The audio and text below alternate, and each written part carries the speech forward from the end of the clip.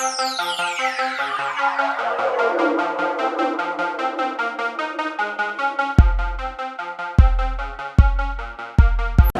مترف قرأ كما ينبغي وضعية يونس وحيلة يونس في هذه الكرة. شوشي الحديث مع الدفاع، رقابة ملعوبة ونفذ شوشي فوق الجميع باليد.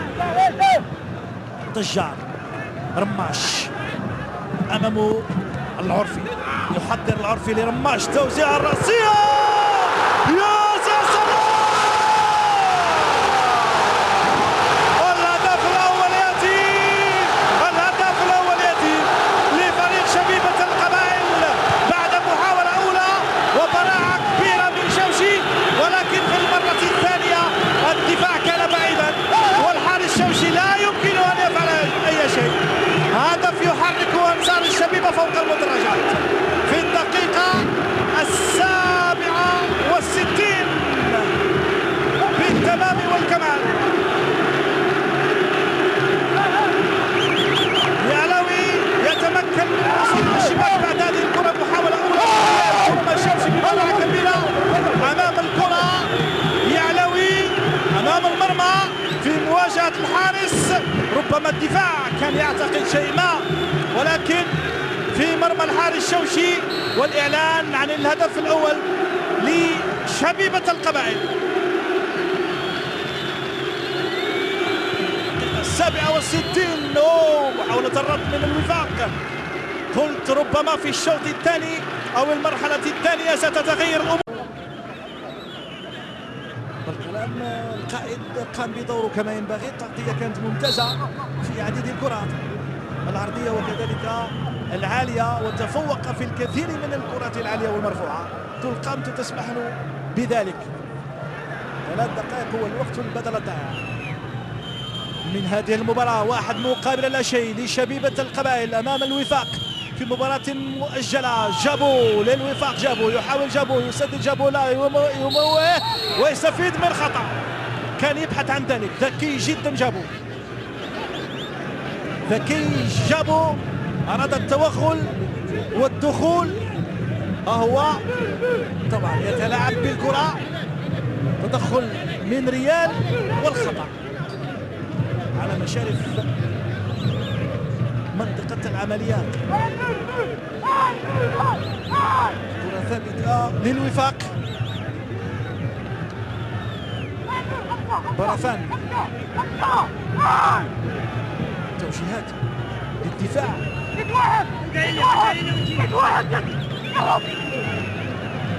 في انتظار احترام المسافة القانونية، يقول الحكم السيد بشاري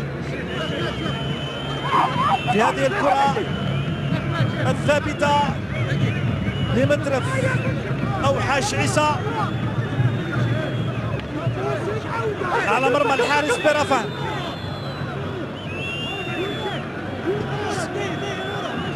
خمسة مدافعين أو 6 مدافعين لتشكيل الجدار الدفاعي قبالة المرمى. عادة ما تأتي الخطورة من هذه الكرات الثابتة من هذا المكان. ملعوبة بقوة والهدف. تعديل النتيجة من جانب فريق الوفاق ومترف حسين بقوة كبيرة، يخادع الدفاع، يخادع الحارس، ويعدل النتيجة والموقف للوفاق في الوقت البدل الضائع.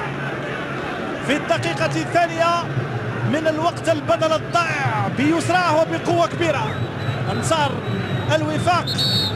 هو مترف حسين بقوة كبيرة في زاوية صعبة على الحارس برافان، قوة كبيرة، قدم يسرى أو قذيفة خرجت من القدم اليسرى للاعب مترف، وفي مرمى الحارس برافان. 1-1. وقت البدل الضائع الوفاق عاد إلى المباراة وعدل النتيجة بكرة ثابتة كانت واضحة بأنها ستشكل خطورة كبيرة. طويلة الكرة ملعوبة من الشبيبة إلى الأمام في انتظار صافرة الحكم، وجاءت صافرة حكم السيد محمد بشاري لتعلن عن نهاية المباراة المؤجلة بين الفريقين شبيبة القبائل ووفاق سطيف بالتعادل 1-1. الشبيبة سجلت في الدقيقة 67 والوفاق عدل في الثواني الأخيرة من الوقت البدل الضائع للمباراة.